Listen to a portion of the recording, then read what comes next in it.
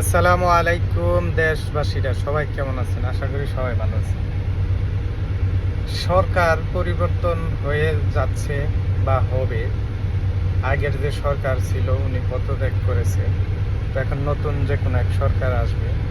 তো অবশ্যই সবাইকে বলি, যারা ছাত্র ভাই আছেন, আপনারা অনেক কষ্ট করছেন, সরকার চেঞ্জ করেছেন, ভালো কথা।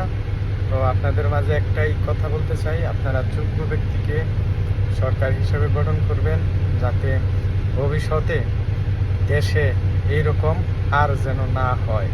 কারণ আপনারা নিজেরাই প্রমাণ, নিজেরাই সাক্ষী। দেশের যে পরিস্থিতি হয়েছে, দেশের অনেক ক্ষতি হয়েছে, অনেক ধ্বংস হয়েছে, অনেক মানুষ মারা গেছে।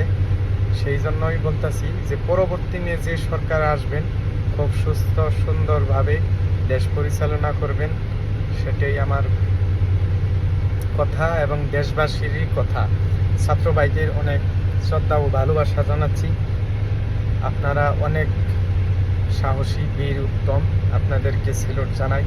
ছাত্র ভাইয়েরা অনেক আন্দোলন করেছেন, ছাত্র ভাইয়েরা আপনারা অনেক ধৈর্যশীল, অনেক ত্যাগ সৃষ্টি করেছেন।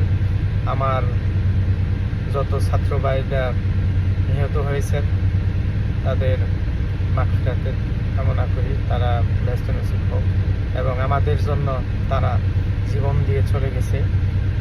আর যারা পরবর্তী আছেন ছাত্ররা, সবাই খুব সাবধান, হুঁশিয়ারে থাকবেন, দেশে যেন কোনো বিশৃঙ্খলা না ঘটে। আর যে সরকারি আসুক, আপনারা সরকারকে বলবেন যে কোনো স্বৈরাচারী কারবার করা যাবে না, কাজকাম করা যাবে না, তাহলে করলেই আবার পরবর্তী দিনে আপনি চেঞ্জ হয়ে যাবেন। তো যাই হোক, আজকে আপনাদের মাঝে একটি বার্তা পেশ করলাম। আমার কাছে ছাত্রদের আন্দোলন দেখে অনেক কষ্ট লেগেছে, কিন্তু অনেক ছাত্র মারা গেছে। এটা কিন্তু স্বাধীন দেশের কাম্য নয়, স্বাধীন দেশের এটা হওয়া উচিত না। যাই হোক, আল্লাহ তাআলা যা করে ভালোর জন্য করে। ওপর আল্লাহর কাছে সবসময় দোয়া করি দেশবাসীও সবাইকে সুস্থতা দান করুক এবং সুস্থ সুন্দরভাবে পরিচালনা করুক এবং সবার মঙ্গল কামনা করুক। আমিন। আখির দাওয়ানা আলহামদুলিল্লাহি রাব্বিল আলামিন।